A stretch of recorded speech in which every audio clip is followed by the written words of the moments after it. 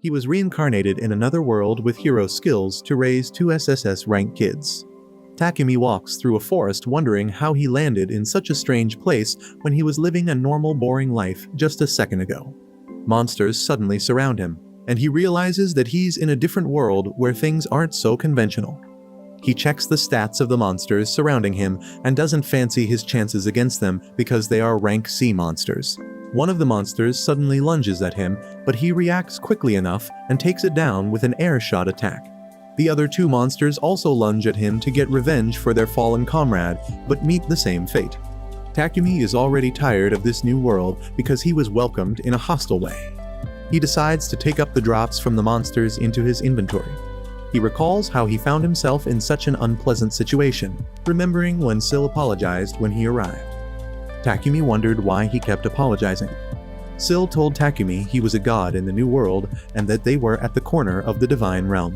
Takumi asked Sil for an explanation as to what was happening to him, and Sil told him that he sent him to the Ice Sky world by mistake. Sil explained that Takumi was hit by mistake after he applied excess force while trying to fix something. Takumi keeps moving through the forest, coming to terms with the fact that his life in the previous world ended at the age of 28. Sil informed him that he was reincarnated into Ateldia, which is the world he governs. Sil blessed his new body with basic knowledge of the new world, its languages and other special skills to give him an edge. Takumi pulls up his stats and looks through, realizing that he leveled up to level 3 after taking down the monsters. He suddenly hears a bush rustle and prepares to take down whatever is hiding in the bush, but he's surprised to see a set of fraternal twins.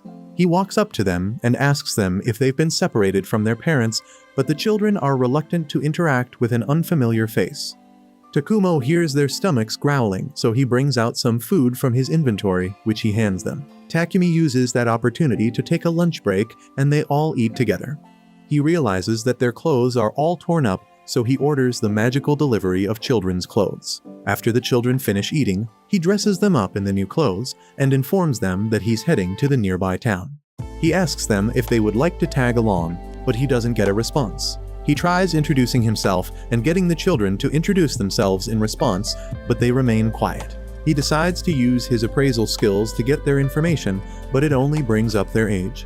Takumi figures out that the children have no names, so he names the boy Alan and names the girl Alina. He asks them to tag along with him so he can lead them out of the forest, and they follow him. Takumi is glad they have enough strength to walk, and he's considerate enough to move slowly so he doesn't exhaust them. The children suddenly run past him, and Takumi wonders why they're running, but he notices some monsters ahead of them, so he calls out to the children, telling them to return to him.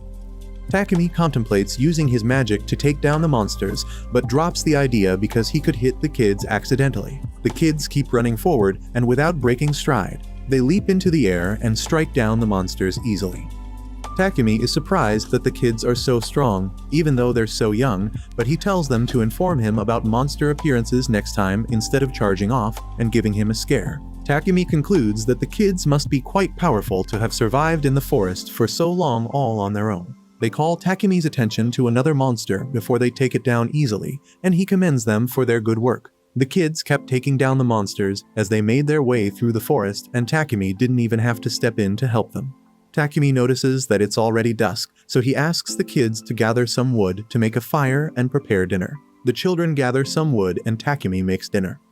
As the kids have dinner, Takumi notices they are smiling more unlike before when they were very reserved. After dinner, Takumi sets up a magic tent to keep them safe, and they tuck in for the night. They arrive at the town the next day, and Takumi informs the guards at the gate that he's coming from the forest of Gaia. They are suspicious of him, and Takumi understands their suspicions because the forest is only recommended for rank adventurers. Takumi figures out that he's even more suspicious because he came out of the forest with 2 kids. He makes up a story, telling the guards that he came from the countryside to find some herbs in the forest. He also reassures the guards that the kids are strong enough to defend themselves. The guards ask Takumi if he was able to find the herbs, and he tells them he was, emphasizing how lucky he was to get them without having to go deep into the forest. The guards ask Takumi for his ID before they grant him passage into the town, but he tells them that he doesn't have one because he's coming from the sticks. The guards decide to inspect before letting him in. They ask him to pick up a crystal ball, which Takumi recognizes as a magic tool to check someone's criminal history. They pick up the balls and the guard assesses them, concluding they're clean. He hands them temporary passes and tells them to make official IDs at the guild if they have enough time.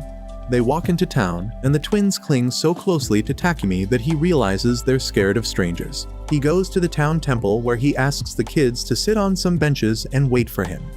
Takumi proceeds to pray to Sill's statue, and Sill appears, so they begin a conversation. Sill asks Takumi how he's adjusting to the new world, and Takumi informs him of the twins he stumbled upon while navigating the forest. Takumi tells him he'll be leaving them at an orphanage because he can't take care of them. Sill falls for his bait and tries to convince him to keep them, which makes Takumi sure that Sill was behind the whole thing. Takumi figured out that Sill was responsible for sending out monsters while he was in the forest so he could defeat them. He also calls him out for making him stumble upon the kids and take them into his custody. Sill apologizes for using Takumi as a puppet, but Takumi demands an explanation, asking about the kids' identity. Sill tells him that he can't reveal any information about the kids, and Takumi figures out that the other gods are involved with the twins since Sill can't say anything about them. Sill confirms that Takumi is right, and he tells him that the kids aren't ordinary children. He tells Takumi he can't say more than that, so Takumi decides to drop the subject. Takumi asks Sill if the kids can remain in his custody, and Sill gives him full parenting rights. Takumi is disappointed that Sill didn't tell him about the kids sooner, but he tells him that he was never going to take them to an orphanage. He returns to the kids, and they head over to an inn so they can sleep on a bed. Takumi checks into the inn, and they all hop on the bed in their room without hesitation. Takumi wakes up the next morning to see that the kids are awake. He greets them good morning, and they reply, also greeting him good morning. Takumi is so surprised because it's the first time he's heard their voices. He decides to head over to the Adventurers Guild with the kids. They arrive at the guild where they're greeted by Luna, the receptionist. Takumi decides to register himself and the kids as adventurers since there's no registration age limit. Luna hands him a form to fill out and tells him to wait for his ID after filling out the form. Takumi fills out the form and looks around the guild before his ID is ready. He notices that the kids are feeling uneasy around a lot of strangers, but he assures them that they're safe. Luna returns and she presents their guild cards to them. She urges them to take care of their cards because the guild cards also double as their ID cards. Takumi is surprised that he has leveled up from level 3 to level 11 by taking down some monsters. Luna gives Takumi an explanation of the guild system, telling him that the ranks range from F rank, which is the newcomer rank, to S rank, the hero rank. She tells him there's a rank above S rank called the SS rank, but there's no one currently strong enough to hold such a rank. She tells him about parties consisting of different members whose average rank determines the rank of their party. She tells him the procedure for carrying out quests is to submit a quest from the board before proceeding to carry out the quest after the paperwork has been completed. She informs him that any materials or item drops from quests can be appraised and sold at the guild. Takumi decides to register as a party with the kids, and Luna asks him for their party name. Takumi thinks for a second, and he comes up with White Wings as their party name. Takumi decides they need to go on their first quest as a party, so he goes to the quest board to look at the available quests. He settles for a simple quest of gathering herbs since it's their first quest. Luna approves the quest, telling Takumi has 3 days to complete it. Takumi is so hyped to get his first quest that he rushes to the forest quickly with the kids. They come across a slime, and Takumi tells the kids they're in no danger because slimes are harmless. He's glad his first job was located in a peaceful forest. The kids are playing with the slime when Takumi finds the herb of life. He calls the kids over and teaches them how to pick it. The kids run off, and they come back almost immediately with their collection of the herb. Takumi is impressed that they could find other similar herbs in such a short time. They gather more herbs together, and they return them to the guild, where Luna is rendered speechless by how much of the herb they were able to bring back. She's surprised gathered so much in just half a day. She appraises the herbs and gives them their payment for completing the quest. Takumi commends the kids for making some money, but another adventurer suddenly exclaims, wondering why children are in the guild. Takumi tells the loudmouth that the kids are with him, but the loudmouth tells him the guild is no place for kids. Takumi insists that the kids can stay since they aren't bothering anyone, but the loudmouth tells him that the sight of the twins bothers him. Luna tries to defuse the situation, but the loudmouth grabs Takumi by his collar. The kids are fed up with the loudmouth, so they knock him down. They almost finish him off, but Takumi calls them off. He asks Luna if they'll be punished, but she tells him they won't be because they acted in self-defense. A guard walks into the guild and Takumi recognizes him as the guard they met at the gate when they arrived. Luna calls Takumi's attention to the crying twins and Takumi wonders if they were hurt. The kids beg Takumi not to leave them, and he assures them that he won't be abandoning them. The guard asks Takumi what transpired and Takumi gives him a brief on what happened. Takumi introduces himself as the guard, who in turn introduces himself as Vault, the second captain to a branch of the kingdom's knights. Vault asks why the kids were crying and Takumi tells him they thought he would leave them. He informs them that the kids thought so because he met them in the forest of Gaia, and they're surprised that the kids are not his. Luna recalls that slave traders were attacked by monsters in the forest, and they figured out that the kids were used as bait so they could get away. Vault appoints Takumi as their guardian using his authority as a knight because they're attached to him. Luna suddenly realizes that Takumi would have items from his time in the forest, and she asks him to sell whatever he has to her. Takumi sells off the items, and he's surprised by how much he makes from it. Vault wanted to speak to the guild master about their usual expedition to the forest of Gaia to take down monsters. They do this to call the monster's number and reduce the risk of monster attacks in their kingdom. He informs Takumi that he would be part of the expedition since he took down monsters in the forest all by himself, but Takumi protests his decision because he's just an F-rank adventurer. Vault goes up to talk to the guild master, and he tells Takumi he would make a special request for him to join the expedition. Waving away his protests, he talks to the guild master about the expedition and asks for a special request for Takumi. The guild master is skeptical about adding a newcomer to the expedition, but Vault convinces him that though Takumi is a newbie, he's not a rookie. Takumi has now settled fully into the new world of Ateldia. Alan and Elena, who were previously nervous around strangers, were slowly getting used to meeting new people as well. Their lives as adventurers revolved around working on quests as a party for 2 days and then taking a break on the 3rd day. Takumi takes a bite of his bread, but isn't satisfied because it feels like a vital ingredient is missing. In the new world, there were 3 types of bread: white, rye, and whole grain bread. Though Takumi liked that they were simple, he missed the flavor of the dress-up and dessert bread native to his previous world. Takumi decides to make the loaves of bread himself, and the twins are hyped to taste the bread from his world. Takumi heads over to the Golden Bakery store in the town. He walks into the bakery where he's welcomed by Michelle, who inquires what he wants to buy. Takumi tells her he's not buying anything but wants to ask a favor. Rode, the chief baker and Michelle's father, walks in and Michelle passes Takumi's request to him. Rode asks Takumi what he needs and Takumi asks him to make some bread for him using jam and custard cream. Rode is familiar with jam, but he has never seen custard cream. Takumi asks Rode to add the ingredients to the dough before baking it, which surprises Rode because he's never made anything like that before. Takumi decides to show Rode the ropes and he dons on an apron. He takes a piece of dough and demonstrates how to fill the bread with jam. Rode follows his tutorial and gets how to make a replica of Takumi's dough. Now that Rode understands how to make the bread, he asks for Michelle's assistance so they can also use the custard cream as bread filling. Alan and Elena offer their services to Rode and he gladly accepts it. He tells Takumi he'll be assisting too, so Takumi summons a new ingredient to add to the dough. They work in the bakery all day making the special dough, which they bake to make the special bread. After bailing, Rode decides to taste the special bread, and he's surprised by how tasty the bread is. Michelle also takes a bite from the special bread and expresses how sweet it is because of the new ingredients compared to their usual bread. The twins are gobbling down the special bread so fast that Takumi cautions them, telling them to take it easy so they don't choke. Rode is so captivated by the new bread's taste that he asks for Takumi's permission to sell it in the store under his name. He also offers to give Takumi a percentage of their income, but Takumi declines the offer, telling Rode that he's content with having a place to buy his special bread from. Takumi doesn't want to take credit for the idea because that kind of bread was easily available in his old world. Rode is in such high spirits that he decides to experiment with other filling options to see if he can make a special bread of his own.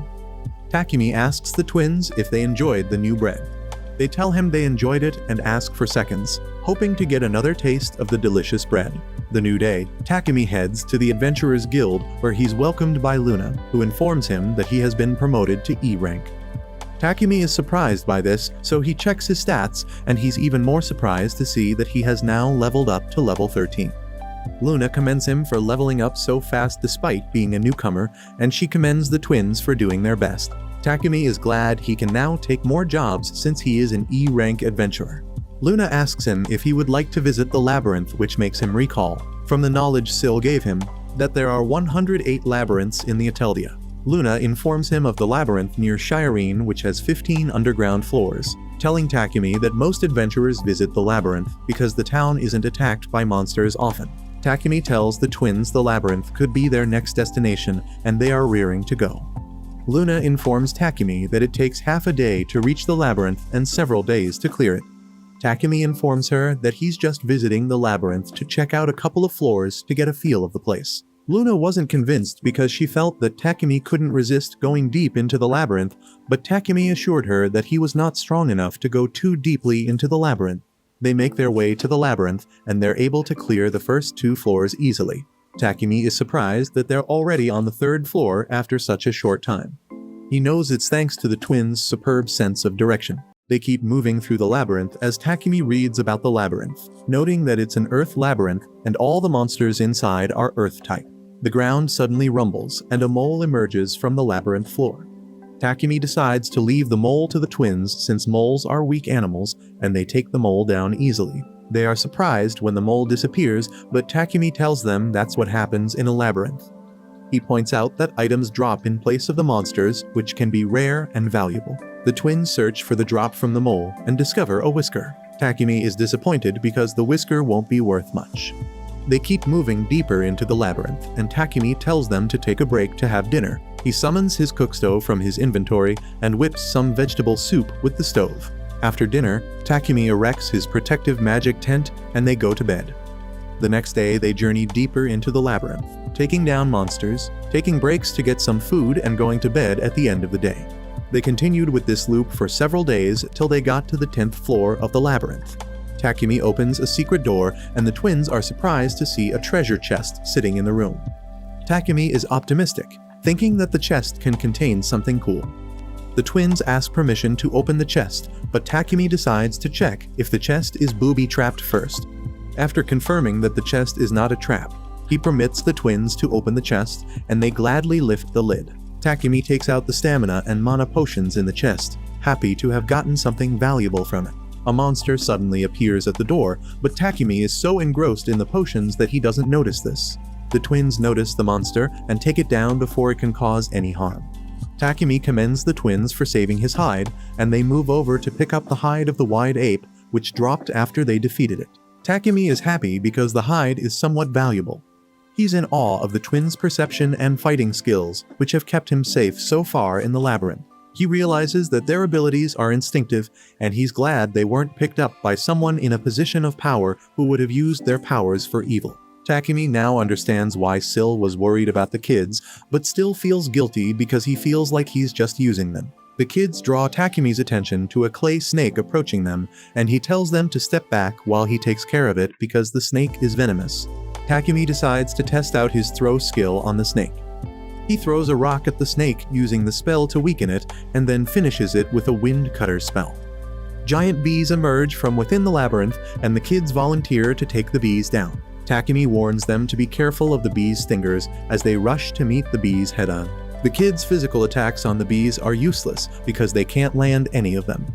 They employ Takumi's strategy and try to use their throw skill, but it's useless against the bees. Takumi is surprised that the kids can also use a throw skill, but he's even more surprised that the kids are having trouble taking down the bees. Takumi would have stepped in to take down the bees, but he realizes that the kids have resulted in playing a game of tag with the bees since they're harmless.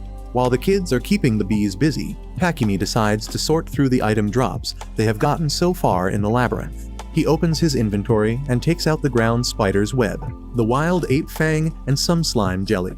Takumi wonders how he would put the jelly to use because it's high quality. The kids suddenly corner a bee and they're finally able to take one down. They take down the other bees and then present the drop items to Takumi, who is overjoyed because the bees dropped honey, a precious commodity in Ateldia. He orders the kids to take down any giant bee that crosses their path, and they agree wholeheartedly. Takumi makes some French toast using items from his inventory and some of the honey they got from the giant bees. The kids waste no time digging in, commending how tasty the toasts are.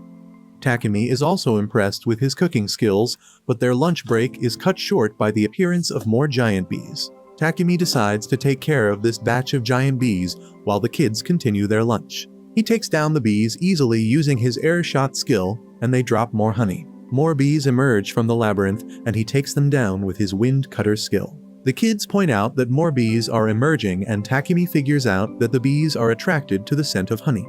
The kids offer to take the bees down, getting more honey drops from the bees. Takumi is overjoyed with his new method of bee farming because they would get all the honey they want from it. After gathering honey and other materials while exploring the labyrinth, Takumi and the kids finally arrive at the lowest floor. They come across a huge door, which spans the height of the labyrinth, and Takumi figures out that the door leads to the boss room because of its looks. He breaks the seal on the door and opens it into a huge cave room. Takumi and the kids walk in to look around, but the door immediately closes behind them.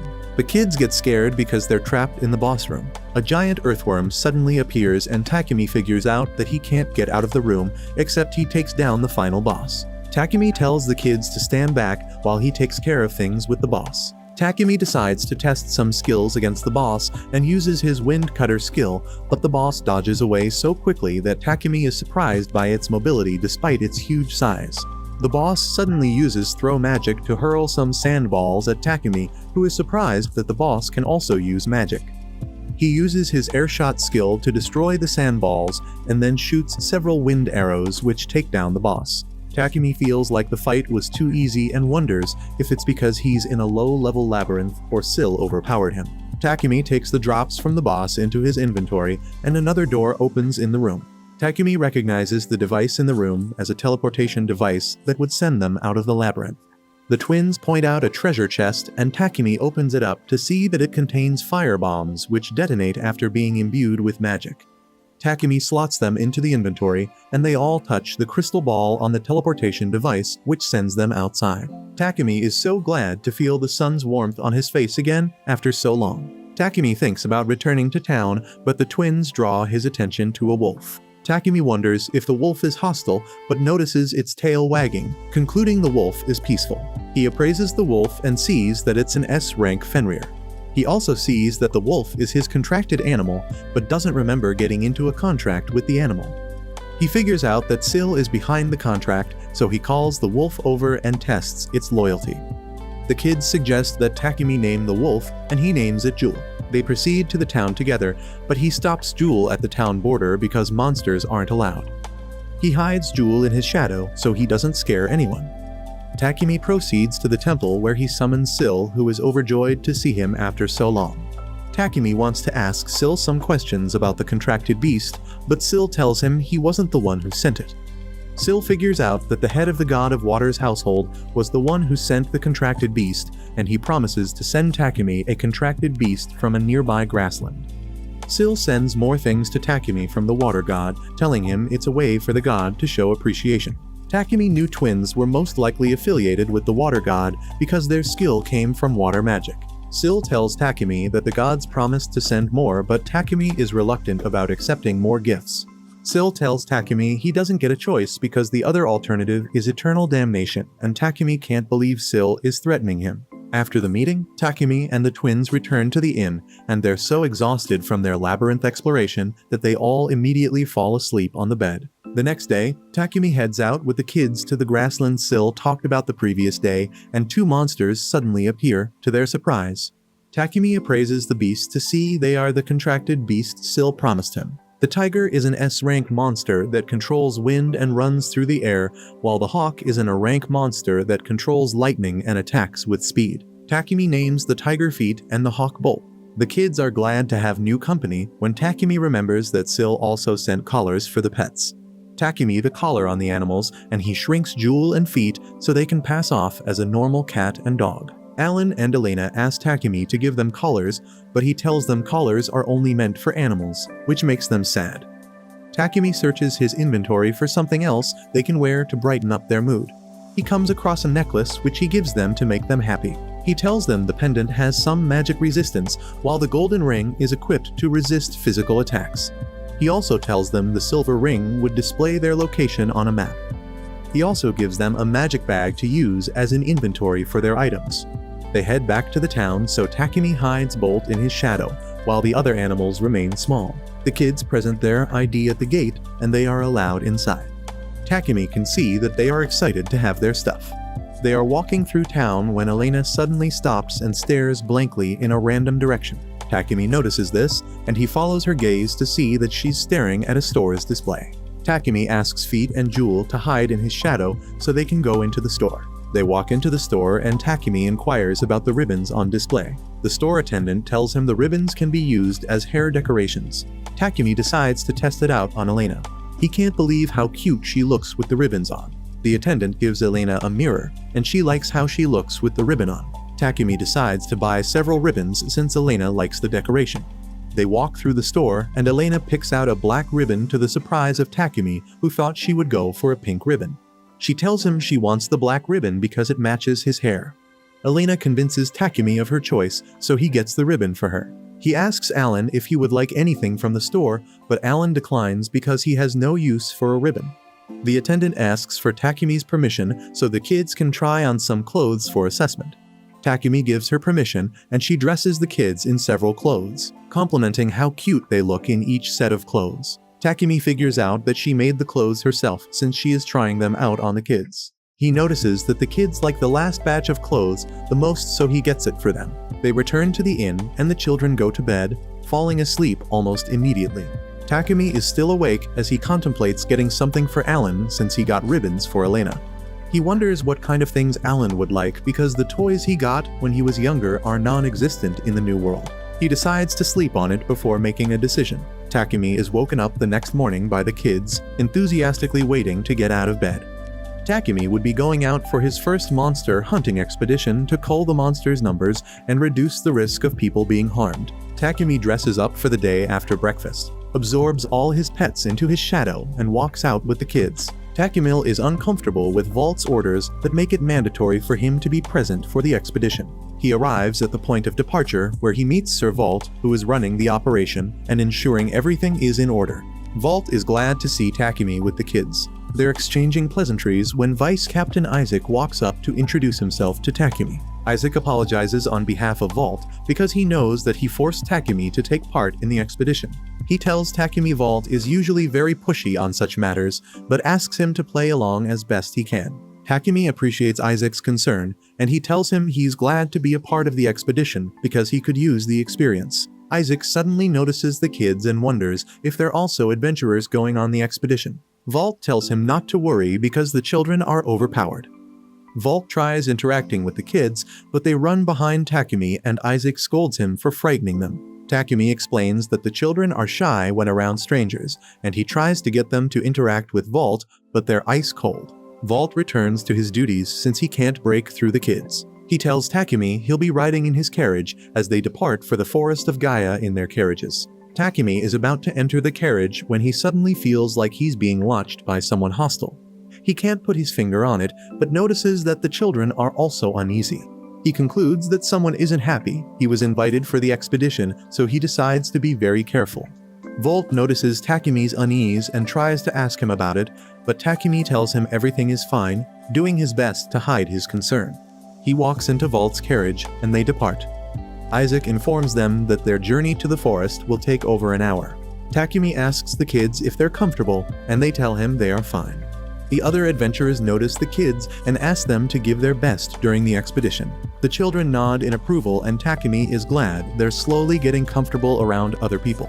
They arrive at the forest, and Vault tells them the expedition will last 5 days. He tells Takumi his plans to split everyone into 3 groups that will traverse the forest and meet in the middle where they will set up camp. He introduces Takumi to the other adventurers joining the knights in their unit. Rudolph, Iris, Gilm, and Zack introduce themselves to Takumi, who, in turn, introduces himself and the kids. Vault informs him that Rudolph is a rank adventurer, and Takumi commends him for working hard to achieve such a rank. Vault announces the start of the expedition, and they start walking through the forest. The kids sense monsters hiding in the bushes, and Takumi points it out to Vault. Rudolph can't see any monsters, so he asks Gilm if he can sense anything through his detection magic. Gilm tells him he isn't picking up anything. Takumi isn't surprised Gilm can't detect anything, because his detection magic picks up the magic coming from others by expanding magic from the user. But the twins use perception magic to detect the presence of anything hostile that enters their range. Their perception skill has a wider range than Gilm's detection skill, so it was understandable that he wasn't picking up anything. Gilm suddenly detects something hostile, and he warns the others to stay alert. A red wolf walks out of the forest, and the adventurers prepare to engage it. The kids suddenly run at it and take it down easily to everyone's surprise. Takumi regrets not telling them to keep a low profile during the expedition. The kids happily drag the fallen wolf back to Takumi, but he knows there won't be a drop from the monster. He commends the kids for taking down the wolf, but tells them to take a break from fighting so the adults can handle it. The kids agree with him, but Vault suddenly walks up to him, demanding an explanation for what just happened. Vault wonders how the kids could take down a C-rank monster, and Takumi reminds him that the kids already took down a C-rank adventurer too. Vault thought the adventurer put down his guard, so the children took advantage of that. He didn't think the kids were that strong. Takumi also reminds him about the circumstances in which he found the children, recounting how he took them in after discovering them in that same forest.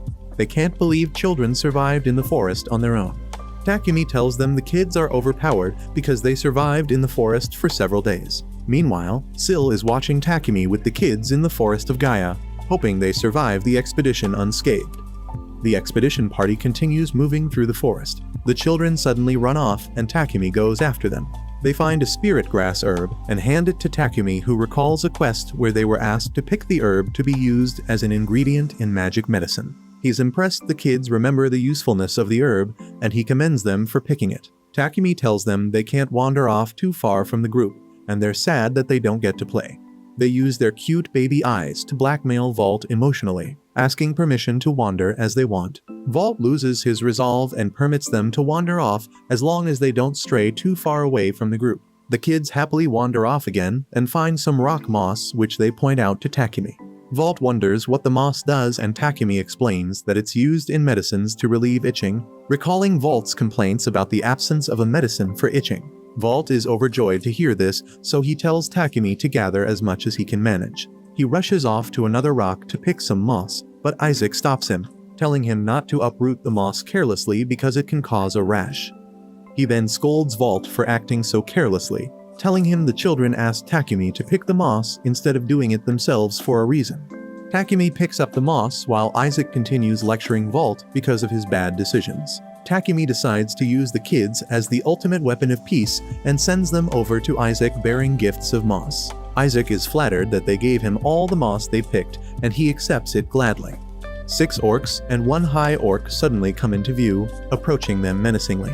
Rudolph tells Vault he will take care of the high orc with the other adventurers, while Takumi decides to take on one of the normal orcs. Vault doesn't think he would be able to handle it on his own, but he reassures him that he would be fine. He rushes at the orc and attacks it with his wind cutter magic, which takes it out. The other knights and adventurers team up to take down the other orcs and successfully clear the orc horde. Vault suddenly approaches Takumi and grabs him, questioning him about his powers since he took down an orc on his own. The twins are furious with the way Vault approached Takumi, and they almost lash out at him, so he releases Takumi. He categorizes Takumi as a fraud since he's an F-rank adventurer when he's stronger than that. Takumi tells him he's now an E-rank adventurer, but Vault tells him his rank doesn't match his abilities. Vault tells Rudolph to remind him to ask the guild master to raise Takumi's rank when they get back to town. Rudolph explains that an adventurer's rank can be raised by the guild master if recommended by a high-ranking adventurer, which surprises Takumi. Isaac notes that their current expedition is unusual because, though they are just at the forest's perimeter, they have encountered more monsters than they typically do. They consider investigating the forest, but the kids ask Takumi for snacks, so they all take a lunch break. Takumi makes the special bread for the kids, and Vault immediately recognizes it because it's rarely available in the bakery. He asks Takumi how he got it, and Takumi tells him that he had the bakers make it for him. Vault approaches the kids, asking them for a share of their food, but they decline. Takumi tells him not to take food from the kids, but he notices that everyone else is staring hungrily at the special bread. He decides to hand out the special bread as a one-time thing since he has enough in his inventory. Everyone happily takes a piece of bread and munch, so happily that Takumi is worried that they're now oblivious to their environment. They finish their lunch and get back to their investigation with renewed resolve. They are walking through the forest when they suddenly spot a red flare in the sky, so they decide to rush over to the location and help whoever called out for help. Vault tells everyone to reserve some strength because they may run into a fight, but Takumi tells him he would go ahead since the unit could be in dire need of help. Takumi uses his wind magic to accelerate himself, paying no attention to Vault, who tries to talk him out of it. Takumi arrives at the scene to see a unit surrounded by bloody wolves, advanced forms of the Red Wolves. Takumi notices that some members of the unit are hurt, so he decides to approach the fight cautiously. He summons his water katana and asks the kids for assistance to down the wolves. Vault arrives with the other adventurers, and he's surprised that Takumi and the kids took down the wolves. He suddenly gets a hostile feeling that they're being watched, as a stranger stares at them from within the forest, the same feeling he felt earlier that day. Takumi had to step in and give the knights a few lessons on food making because the food they made after their monster hunting session was taboo to the palate. Vault explained that it was understandable they couldn't cook since they were knights, so Takumi suggests Miss Iris whips something up. One of the adventurers immediately turns down his offer because Iris makes a mean stew, but not in a good way. Takumi was surprised that no one could make a decent meal. He wants only the best meals for the kids, so he decides to step in and get things done himself. He informs the knights about his decision, and he dons on an apron. He guides the other knights on the proper ingredients and proportions for the meal. After an intense period, they finally make a suitable meal, which everyone gladly accepts because it smelt glorious. They all dig into their dinner without hesitation, commending Takumi for a well-done job. They clear out the pot, which makes Takumi proud to satisfy them to such an extent. They sleep with full bellies, and they wake up the next morning, expectant of another cooking masterclass for Takumi, which he takes as the wages for preparing such a good meal the previous night. Takumi reluctantly resigns himself to his fate when he suddenly feels someone is spying on him with evil intent. He looks towards the direction of the gaze, but he doesn't see anyone. He goes over to console the kids because he knows they would be scared after the evil gaze. They continue on the expedition, and Vault confirms that there is something unusual about the forest. Rudolph confirms it because their encounter with monsters is at an all-time low. Takumi asks the duo what they are talking about when Tierra, the third captain, suddenly turns around to thank him for coming to his rescue the previous day. Takumi is sad that they are parting ways, but the captain tells him he can't lay idle around after his encounter the previous day. Vault expresses how unusual it is for monsters to attack in groups. Tierra also expresses concern because they haven't seen any more monsters despite advancing deeper into the forest, contrary to what usually happens. Though Takumi is concerned with the topic of discussion, he is constantly distracted by the evil gaze that he keeps getting occasionally. He looks around, trying to find the origin of the gaze when the kids suddenly exclaim.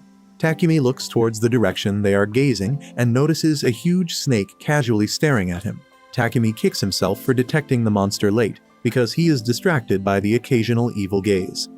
He points out the monster to everyone, and they are surprised that an evil viper is attacking them. Vault tells the expedition party to retreat as the monster suddenly drops from the tree and attacks them. It crushes the adventurers with its strong body and takes down some knights with its tail. The kids want to engage the monster in battle, but Takumi holds them back so they don't hurt themselves. The snake lunges at them, and Takumi casts his wind cutter spell, but the monster dodges it easily, to his surprise. Tierra casts a high-level earth spell to immobilize the monster temporarily. Rudolph realizes that it would be difficult to defeat the monster because of how powerful it is. They figured out that the monster was the cause of the forest's abnormality. Rudolph orders the wounded to retreat because they would get in the way of the battle. Vault puts Isak in charge of the wounded, while Takumi tells the kids to back off because the monster is too dangerous. Rudolph asks Iris, Gilm, and Zack to back him up so they can combine forces to take down the monster. They try to attack the monster, but their attack doesn't even leave a scratch because the snake's scale is too thick. Takumi recalled that the monster's scale was resistant to physical and magic attacks. The monster attacks again with its tail, and they all get out of the way so they don't get hit because they know it would be fatal. While the wounded are being tended to, the snake turns its attention to finish the job, but Takumi blocks its path with his wind cutter spell, which falls some trees. Vault tries combining fire with his sword strike to take down the monster, but it's ineffective against it. Iris and Zack attack the snakes with their magic spells, but it does 0 damage. Takumi tries to recall the snake's weakness, but the snake doesn't give him enough time to think. Takumi notices the kids hanging from the snake's body as it attacks, and he warns them that the snake could be dangerous. The snake turns its attention to the kids, and Takumi uses that opportunity while the snake is distracted to summon a dagger from his inventory. He throws the dagger at the snake, and it embeds itself in the snake's eye, hurting it. Vault commends Takumi for hurting the snake, but Takumi suddenly feels the unsettling gaze on his back again. The kids are distracted by the gaze, and the snake utilizes the opportunity to knock them down with its tail. Takumi is worried about the kids' safety, but can't turn his attention away from the snake, or it would hurt the kids. Iris runs over to the kids to heal them, so Rudolph assures him the kids are alright since they're already back on their feet. Takumi asks Rudolph to buy him some time because he wants to cast an advanced wind spell, which surprises Rudolph. After all, he has never seen Takumi cast such a spell. Takumi tells Rudolph to order everyone to retreat behind him when he gives the signal so no one gets hurt. The adventurers keep the snake occupied while Takumi builds up his magic spell. He gives Rudolph the signal and Rudolph orders everyone to retreat. Takumi says the incantation for the spell and he casts it at the snake, completely chopping it into bits. Several trees suddenly fall from the impact of Takumi's spell, which makes the expedition party scramble for safety. Takumi realizes he put too much magic into his spell. Rudolph is dumbfounded by Takumi's magic power, but he praises him for saving them from the Viper. He advises Takumi to gather as many materials from the Viper as he can manage because they are useful. The kids suddenly come running, commending Takumi for being so strong. Takumi is worried about them, so he asks them about their wounds. They reassure him that they are fine and their wounds are all healed. Takumi is glad to hear this and thanks Iris for healing the kids. Iris informs him that the kids only came down with scratches, which surprised her because she expected their injuries to be severe. Takumi figures out that the kids aren't normal because their bodies are too sturdy. He knew a normal kid would have come down with more than just a few scratches from the Viper attack. He hopes the kids aren't exposed to such danger in the future when he suddenly feels the evil gaze on his back. He walks towards the direction, ignoring Vault's praises, and knocks down a knight, to the surprise of everyone. He holds his sword to the knight's throat, threatening him not to move a muscle, and Vault approaches him, wondering why he's threatening the knight. Takumi tells him to question Sages, the knight, and Vault asks Sages if he did anything wrong. Sages denies any wrongdoing, but Takumi sums up his defense as lies. Takumi is surprised. He didn't dare to speak up after harboring such an evil intent against him. Rudolph backs up Takumi's claims after noticing that Sages stared at him with evil intent since they grouped up. He knew Takumi was tired of his antics because his gaze distracted the kids, resulting in injuries. Vault wonders why Sages had such an evil intent against Takumi, but Sages claims that Takumi is telling lies against him. Takumi is fed up with Sages' display and asks him to tell the truth because Rudolph already backed up his claims. Sages tells Takumi he is to blame for his misfortune because he caught Vault's attention. Takumi tries to understand what Sages is implying, and Isaac explains that Sages has strong affections towards the captain. Takumi now understands that Sages was glaring at him because he got too close to the captain and thought he would come in the way of their relationship. Vault denies any relationship with Sages, who tries to get him committed, but Vault shuts down his advances. Takumi teases Vault for being the cause of his problems, but Vault tells him he had no hand in it. Isaac sincerely apologizes to him for being caught up in the knight's affairs due to their lack of supervision. He assures Takumi that the offender would be duly punished, and Takumi takes his words for it. Vault expresses concern for the kids because they were injured, but they assure him that they're all healed up.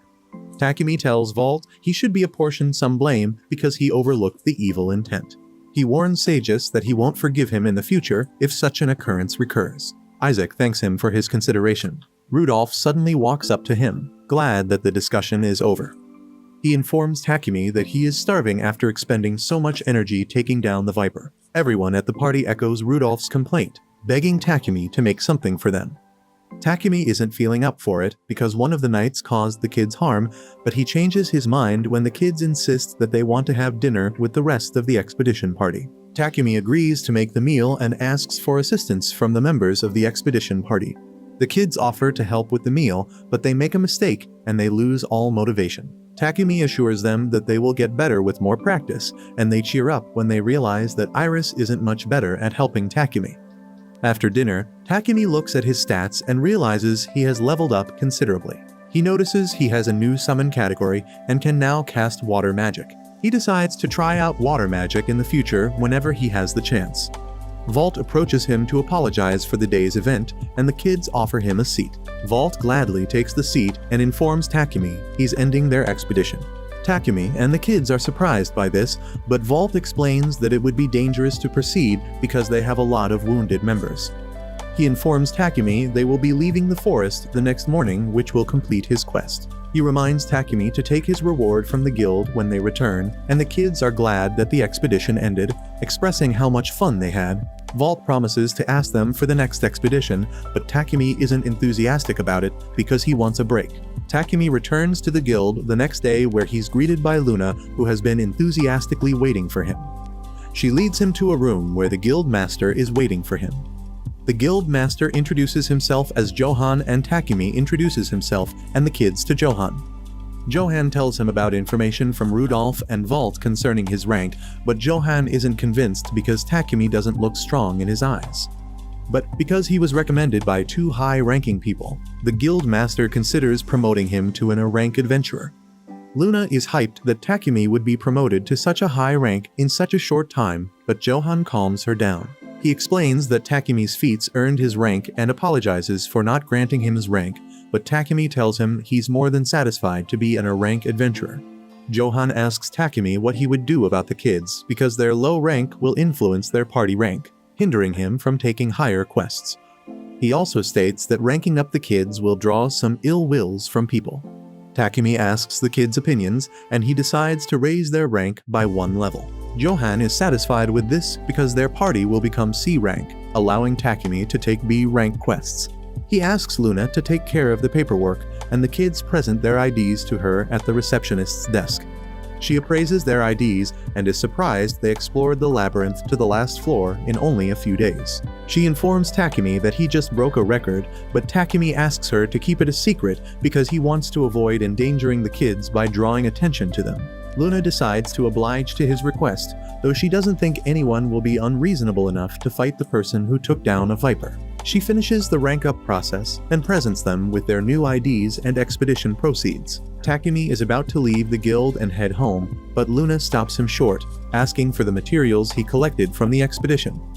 Rudolph already told her that they had taken down a red wolf and an evil viper, so she was looking forward to obtaining the materials from Takumi.